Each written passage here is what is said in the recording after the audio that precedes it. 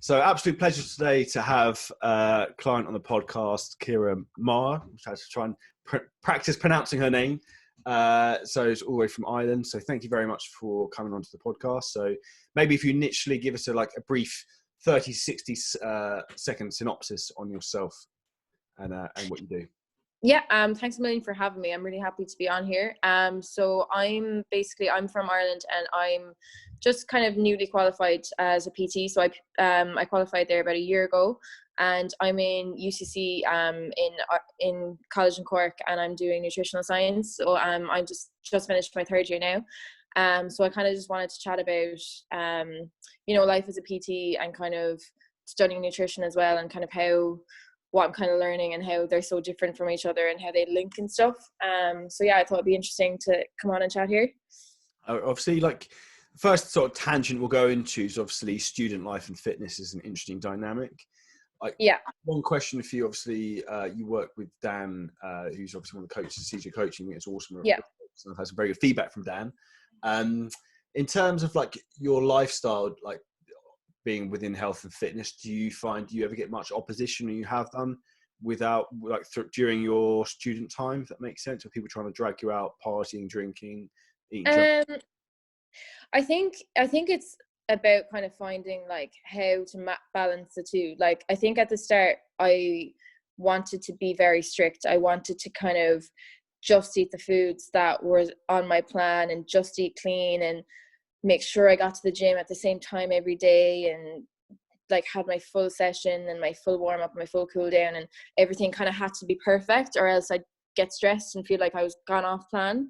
Whereas now I'm much more relaxed about it. I'd be kind of dragging my friends out a bit more than what I used to be. So I think it's just kind of about finding that middle ground and not being too strict, because I think before I was a bit kind of all or nothing, where I'd be totally on plan, on point, not going out, not eating out. Whereas now it's a bit more balanced, right? Before I was kind of one or the other. I'd be out drinking all the time, eating out all the time, kind of either one or the other. Okay. And do you find do you think culture has changed since you've been in university? Because from what I've seen over the last few years, I think people probably drink a bit less than they maybe used to.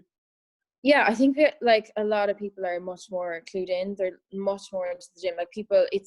I think now it's kind of cool to look after your health. That's kind of almost like a trendy thing now. Now people are talking about yoga, people are talking about mindfulness, people are talking about getting good sleep, and I think it's less cool to smoke these days. It's less cool to get so drunk you can't remember what you're doing. You know what I mean? I feel like people are waking up a small bit, and it is becoming more of a thing to jump on the health train. And it's a good thing to see. And I think it's interesting if you look back 50 years ago, doctors used to smoke and stuff like that. Doctors and you smoke on a plane, and how things are slowly starting to change in terms of habits and what's more socially acceptable and what's less socially acceptable. I think the smoking ban is probably the biggest thing that's made a big difference with killing that one off. I think the cost of alcohol alone, probably has a big impact on a lot of people. Probably putting off it, to be fair, particularly with students, I guess. Yeah, and I think even nowadays, it's nearly young people are kind of leading the way in that kind of sense. In college, it's a lot of courses and stuff are based around health and things, and there's so much new research coming out the whole time. It's nearly the young people are leading the way. It's not we're being told anymore. It's we want to go that route. So it's good. It's interesting because now actually the demographic tend to drink and smoke the most tend to be the oldest, really? 50 plus, compared to even when I'm old now. When I was 17, it was all teenagers going out binge drinking, getting pissed, and that I think has been reined in a lot more now, which is obviously much for the better. So from that side of things, it's interesting to see how culture's changed. I think diet culture of things has changed a lot as well. I think people are a lot more aware of what they should be eating now. Yeah, totally. And even on with diet culture, I feel people are calling it out a lot more, whereas it's not I think before it was just accepted to kind of feel like you have to earn your food or you have to burn it off, whereas now I feel people are kind of calling that out and not really accepting that kind of culture anymore. I think a lot that's one of the positives, I think, of social media in a lot of respects. Like, there's a huge amount of misinformation. I think people take a lot of motivation and inspiration seeing how some people lead their lives. And I think it is a way that breaks down a lot of barriers almost with social media, because people who are into health and fitness, they're not complete freaks, and they still go out and like enjoy, eat what they want within reason. But there's like, it's being smart about what you're doing and being aware of it, and not eating like a complete dick. Like, whereas like, I remember when I was like younger, like I've done all the stupid shit everyone used to do, like cheat days and all that sort of stuff, and I'd like you basically try and eat as much crap as you could in like one evening, and it was just never a good idea. And now I'm like, that's just moronic. But people still do it, but people didn't know much better then than they do now. Now there's so much good information available that I think there's less of an excuse for people to do that sort of thing. And I've just realised I'm wearing a sweater that says cheat day on it, so I'm not gonna anyone who's watching the video, that's rather right.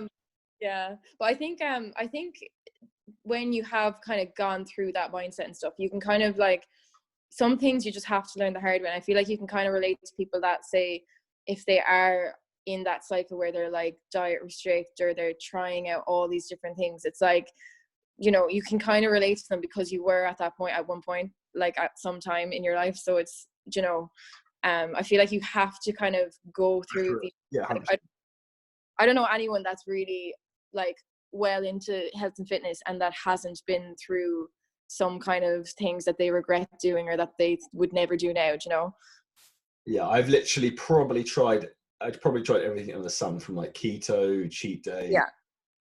I can't remember what other stupid stuff they did. You name it, I've tried it. Like, that's the best way. You learn from your mistakes, what to do, what not to do. And unfortunately, that's human nature, and that's the older I get, the more I learn how valuable experiences and life experience. Whereas when I was probably like 18, 20, it was life experience, so shit, you don't need that. And then the older you get, the more you realise that the more experience you have, the more knowledge you have, the more power you have, because you understand how everything works, essentially. Yeah, totally. So in terms of obviously your university and like your studying education, like, has that been quite an interesting process in terms of your own personal development? What would you say have been the biggest changes for you in that respect? Like it's definitely, it links, like what I'm doing, like nutritional sciences, it does link obviously so well with being a PT. And I think it just kind of, I don't know, like I feel like it just kind of, it shows how much things change and how quickly things change. Like we'd often have lecturers kind of say to us like, oh, when I was learning this, we were taught this and now it's completely changed. So like it does show like how complex things are. But I think for me, it's kind of made me like realize you can't just listen to one person that's in really good shape and just think that because they're in good shape, what they're saying is true. Like you have to kind of check, like, are they actually qualified? Do they know what they're talking about? Because there's a lot of things that I probably would have believed a few years ago, just because someone's in good shape or they have a big bum or whatever. An example of that. Like you should eat carbs before, after 5 p.m. Yeah. That is exactly the thing. And I would have, like, there's just so many different messages on Instagram and social media and in magazines or whatever. Like, there's so many different things. Like, you shouldn't eat carbs. You should eat carbs. You shouldn't eat fruit. You should eat fruit. And it's yeah, literally, it's just everything contradicts each other. Where I think from being in college, and the course I'm in, it just like, it really doesn't matter what a person looks like with what they're saying. You just have to kind of make sure that they can back up what they're saying with a study or with like evidence, not like anecdotal evidence or in their experience or because they were paid to promote a supplement that supplement works and they look good, you know, that kind of way. So I feel like it's made me much more kind of not skeptical, but just more like less naive, I suppose. Yeah, it's one of those things, like, and that's one of the things I try and be very open and honest with things. And people, like the supplement industry is quite shady in a lot of respects, the way they promote a lot of stuff. The health and fitness industry is very much like that. People will try and polarize to get a reaction. So like in terms of programs, but like keto, you have to use no carbs to burn fat and all this sort of shit. And like, that's not correct. Like, if you don't want to eat carbohydrates, that's fine. But like 99% of the population will want to eat carbohydrates, so the ketogenic diet will not work. Yeah, that's fact. exactly. Yeah. And even with all these diets, it's not that they don't work. It's just that they're saying that this is the only thing that works. Like, yes, that can work, but so can a million other different approaches. And that's just what annoys me about these things. And it's like realistically, it's like, I could come up with the Easter egg diet. Like, you can eat one Easter egg a day, and for the next 3 weeks, and I can guarantee you if that's all you ate, you'd lose weight. And you would, because if that's like I don't know how many, 1,000 maybe. So you're on 1,000 calories a day, you're on an Easter egg diet, and you're losing weight. Great. And you can make that as a marketing ploy and try and like push that to people. Now, totally. Would they actually lose weight? Yeah, they would. Would they fit? Would it be a good idea? No, it'd be fucking dreadful, because they have no nutritional value. They'd rebound horrendously when they tried to eat again. Yeah. They would just be living off chocolate Easter eggs for 3 weeks. So like, this way that people need to sometimes look at the overall perspective of what they're being marketed with. And like read through the lines a little bit rather than taking things on face value sometimes. Yeah, because even like it's a huge problem, even like with lecturers and stuff. Like, one of our lecturers, she's a dietitian, and her speciality would be with cancer patients, so in oncology and stuff. And she just said, like, the amount of misinformation is absolutely horrendous. Like, there's some people, like, say cancer survivors, that would kind of make money from selling cookbooks, say, that are ketogenic, and they're profiting out of giving out the wrong kind of information. And it's just, I don't know, I don't understand how people are still getting away with it. Like, I think the Dietetics board or some form of board had to actually ban them from selling books or something, or tweeting certain things, because like people that actually were sick and were desperate for anything to help were actually like buying this information and buying their services and products and stuff, when it was just so wrong. So it is like a huge problem when people that aren't qualified like give out the wrong information. And I just think when it is actually harming other people's health, it's just, I don't know, I just don't understand why anyone would do it. Unfortunately, that's the reality of the commercial. Yeah. I think people, it's just a shame that people will go to that extent. And it's a bit of a very, very like shady world, I think, where people try and exaggerate things in that respect. It's an unfortunate one, I think, but it's reality. And I think it's one of those things that will become more managed. But I think the more people become aware of situations like that, I think the less of that will be an issue. Yeah, definitely. I feel like people, like, I think because of Instagram and social media and stuff, people are calling out things. So I feel like people are a bit more aware, and people are they do question things a lot more now. So I feel like it is going definitely in the right direction anyway. 100%. It's that's one of the beauty of social media and the internet, is freedom of speech and freedom of information. So whether that's the correct information or misinformation, or sharing information that something's a load of horseshit, for example, people can share things like that and make people aware of problems. So that's one of the big benefits. Coming back to a little bit more about you, obviously, like a lot of people obviously coming into the sort of PT industry and the training industry. What have you found as your biggest challenges in terms of being a PT so far? I think at the beginning, I just kind of thought, okay, once I do this course, I'm grand and I'll get a job and I'll be fine.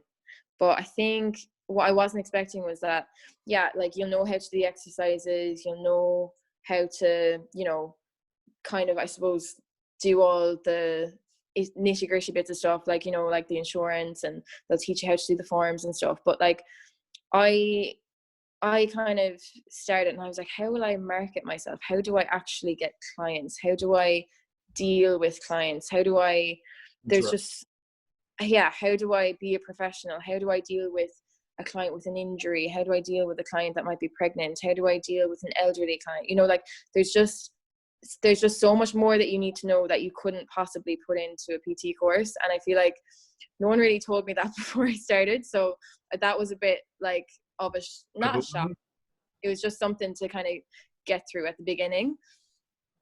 And interestingly, that brings us to the point of what I was talking about earlier in terms of life experience, because that's the more you train people, the more practice you get, the more experience you have, and you see patterns. So like, it's the same with me. With like, I qualified as PT like 12 years ago, and I still learn new stuff all the time. I learned loads in last week, and like, it's just, it's one of those things you have to be open-minded. But in terms of a Yeah. lot of things, I because I've worked with so many people, it's pattern recognition. So I can look at someone in terms of their body type, how much body fat they hold, what sort of feedback they've given me, and I can, like, without even batting an eyelid, I could tell them pretty much probably what their body weight is now, what their optimal body weight should be, how much they should be, what they should be eating, probably what type of like foods probably suit them better based on their gender, race, like, and their composition, because it's all an experience of like working with a certain amount of people, and everything in life is generally like pattern recognition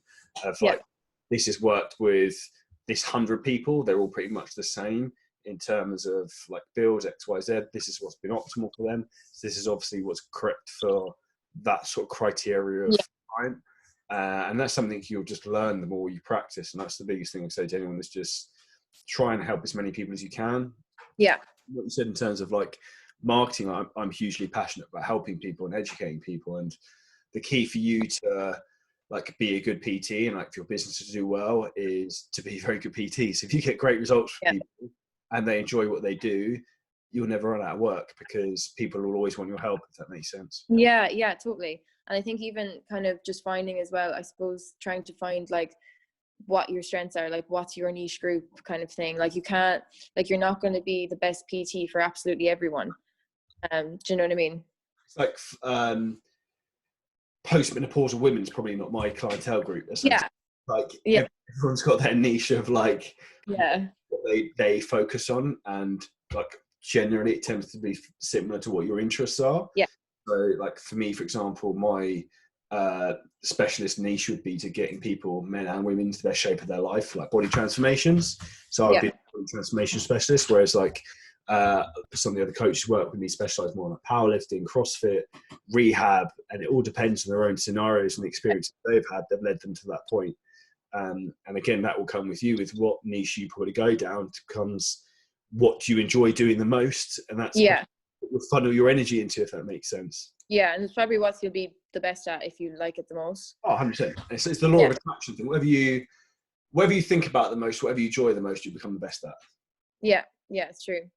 But even I think going back to your question, kind of like other things that I found challenging would be kind of, I remember at the start, like when I just qualified, I remember, say if I was eating out or something, people would kind of comment or kind of like be looking at what I'm eating, being like, if I was getting like, I don't know, a dessert or something, someone would be like, are you actually eating that? You're PT? Or if I was getting like, I don't know, something healthy, they'd be like, oh, of course you're PT. Like, of course you're on a diet, you know, you're one of those people. And I just found that so strange that people would just comment on what I'd eat, because I had never gotten that before. And I'm going to admit, like at the start, it really annoyed me. I'd be like, oh my God, just let me eat my food in peace. Whereas I think now I'm kind of like, no one's trying to annoy me, you know, they're just kind of making a comment. I think the situation you'll find with that, when people will make a comment like that, it's because of their own insecurity that they can't do what you can do. Yeah, I think definitely. Or even like no one's trying to kind of, you know, get a reaction. I feel like it's just they kind of want to learn, like they think you know more than them, so they kind of want to learn, or they want to understand why you're choosing whatever. So yeah, I think it's just the way you look at it. Because I remember at the start I'd be like, oh my God, I just don't even want to eat around people, because I know they're gonna talk, like they're gonna look at me, and I'd be nearly self-conscious a little bit. I'd be like, oh, just leave me alone. Yeah, and that's one of those things that people should never be made to feel self-conscious about trying to lead a healthier and happier life, if that makes sense. Yeah, it's a little bit of the society we live in now, in particular. Even so, social media, people just give each other a lot of shit sometimes for no reason in particular. Like, I get a lot of flack sometimes for no reason, like from people I don't even know, and it's just like, it doesn't bother me personally, but like for people who not aren't maybe that mentally stable, but things that would affect them, I feel sorry for them, because it's one of those things that like there's no need to say something unless you have something nice to say, essentially. Yeah, definitely. And I think that's like one of the things that can really hold people back. Like say if someone's starting a new plan, or you know, trying to get in shape, and they're like weighing out their food, and someone's like, why are you doing that? You're so obsessive. You know, like just little comments like that, I feel like can really hold people. Those comments often come from the people who are closest to you, so Definitely. Half friends, and eventually like, and I had that for a long time, and I had a lot of people try to like when I started using social media and things like that, people were literally saying to like one of the friends, like, why is Charlie doing this? Like, why is he behaving like that? Who does he think he is? All this sort of stuff. And like, if I listened to people like that back then I wouldn't have had the opportunities to do the things I do now and help as many people as I do. And it makes me look back, and I think sometimes how those people could have had such a bad negative effect on my life if I had listened to them, because I nearly did. And now when I see some of those people, I have a bit of a smile in the back of my head of like, bit smug. But like, for me, that was one of the things that really fueled me, was to be like, fuck you, like, watch this. Literally. Like, I'm going to prove you wrong. And like, not that you should use something like that as motivation, like probably not, but it definitely does help. And use it to your, I would say, rather than letting it. Fire. Yeah, definitely. It's fuel to the fire, and it's just one of those things where you have to take energy and motivation from where you can, because like, things happen in life, and the world in particular at the moment with the coronavirus situation, a lot of people struggling for motivation and mindset. And if that's something that gives you motivation or fire, is that people have tried to put you down in the past and you want to use that motivation to like prove people wrong, then go prove them wrong, because nothing. Literally. And it's weird because I think I remember when I decided to do the PT course, I remember I didn't want to tell anyone, because I was so, it was all in my own head, but I was so afraid that someone would kind of look at me and be like, why are you doing a PT course? You can't do that. Or I was just so afraid of getting the comments. Would you, like, this is from my experience, Ireland is a lot more small-minded with things like that than the UK. Yeah, I think so. I suppose we're a bit old-fashioned. We're a bit kind of like, we tend to kind of gossip and like put people down, I suppose. Like if someone does something a bit out there, like you would kind of look at them and be like, what are you doing? Do you know, compared to say like the US or anywhere else. Yeah, so I'll give you an example. Like I remember I was in Dublin last year, and we were giving Adi some prizes and stuff for winning Shred and 8, and like people were giving a shit about filming in there and just being dicks, and like not people who were in the gym, they were really nice, but like some of the other people in there were just giving us grief for no reason. Totally. Never experienced that anywhere else. Like in the US, everyone's super friendly. UK don't.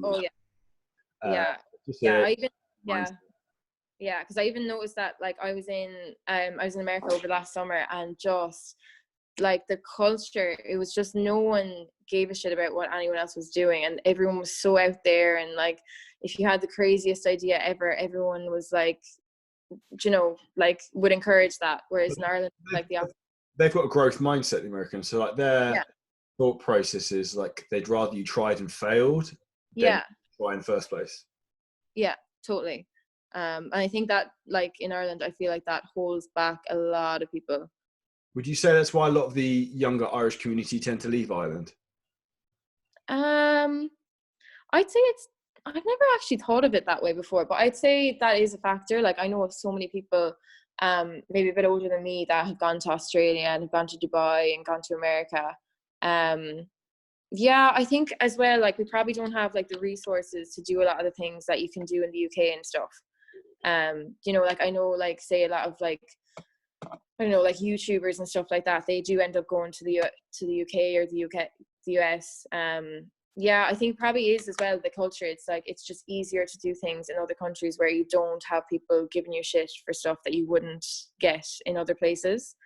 I suppose I've never thought of it that way, but I suppose that is a factor. It's interesting just because I've got friends who are Irish who are literally all over the place, from Dubai to the States, Canada, like and it's spread pretty thin.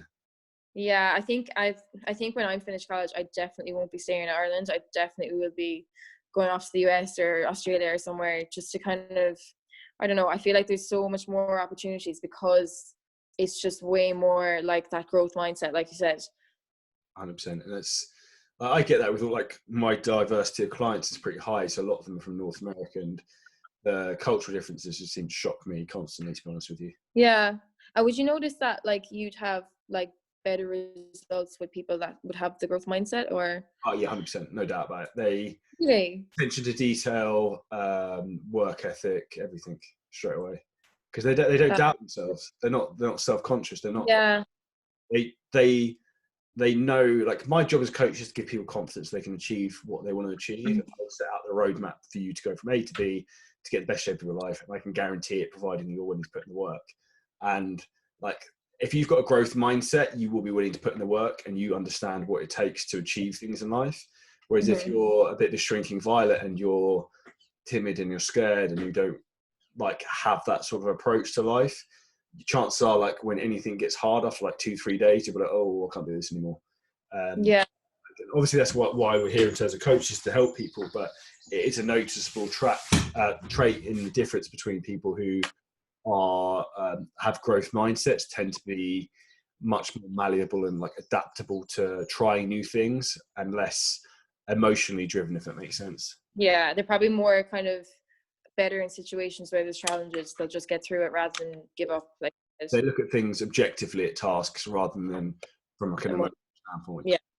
Yeah.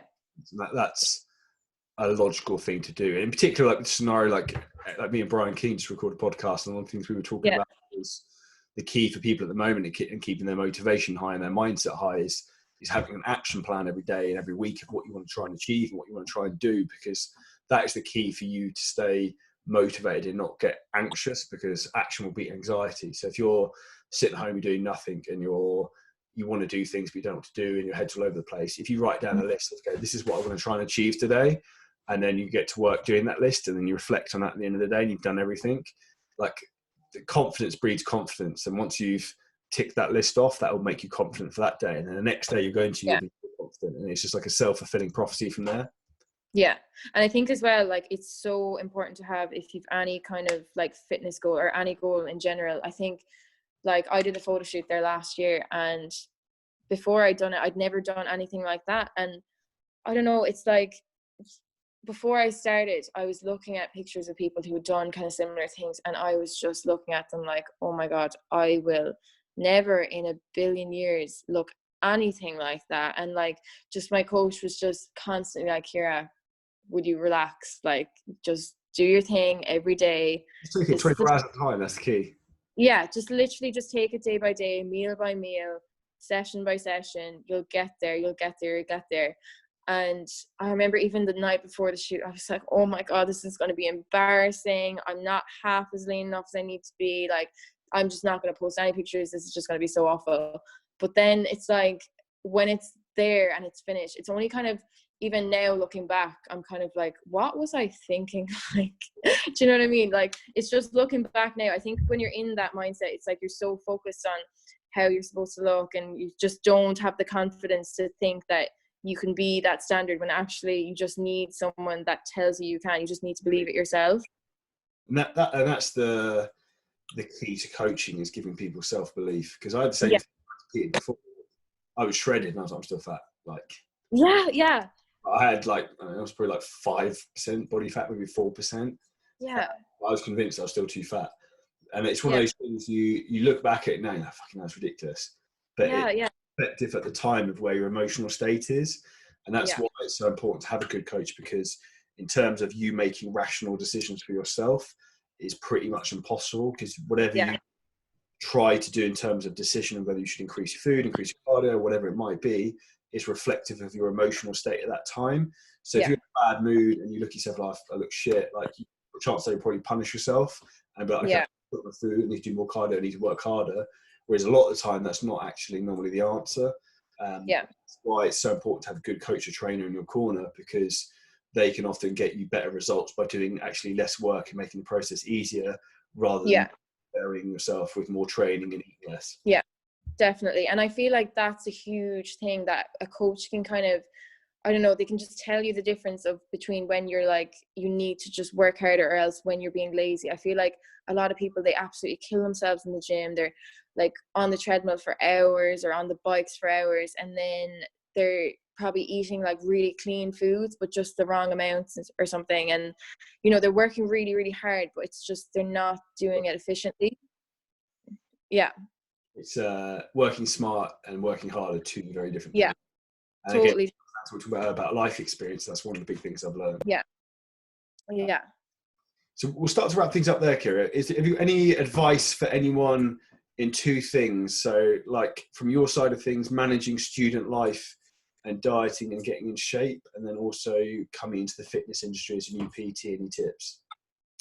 I think with student life, I think just don't expect yourself to be perfect. Like, you are going to have takeaways, you are going to go on last minute night outs, you are going to drink too much sometimes, you know what I mean? Just like, don't ever expect yourself to be perfect. You're only human. It doesn't matter if you skip the odd session or whatever. I think just try and find a balance. Like, just don't crazy. Yeah, exactly. I think just try and find that balance, try and find what works for you. It doesn't matter if your housemate is in the gym 6 days a week, you know what I mean? Like, just find what works for you and don't be too hard on yourself. I think that's the biggest thing. Don't be too hard on yourself, because it's only counterintuitive. You're only going to go backwards if you're being too hard on yourself. And I think, sorry, what was the other question? Being a new PT, any tips for you, like from, like obviously you've only just started, but any tips from where you started you would tell yourself if you knew from the beginning? I think just like try and work with other PTs, like try and kind of like, don't be afraid to ask questions. So like, kind of even on Instagram, if you just look at other PTs or look at other people that you like their style and like what they're doing, and just don't be afraid to like DM them, or, you know, ask if you go to a class, you know, ask the instructors. That like 99% of the time they're really, really happy to help.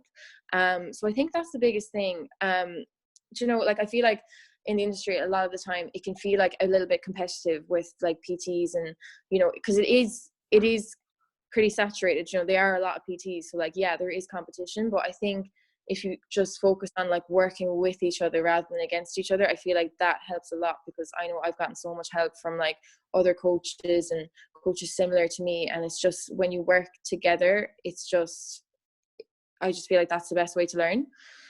100%. And even like as a coach learning, the best thing to do to learn to be a coach is being coached. Obviously you worked with Dan, who works for me. Yeah. Coached by loads of different people in different fields and stuff. And that's like the key to learning, and to learning faster is by working with someone who knows more than you do. Totally. The program from A to B.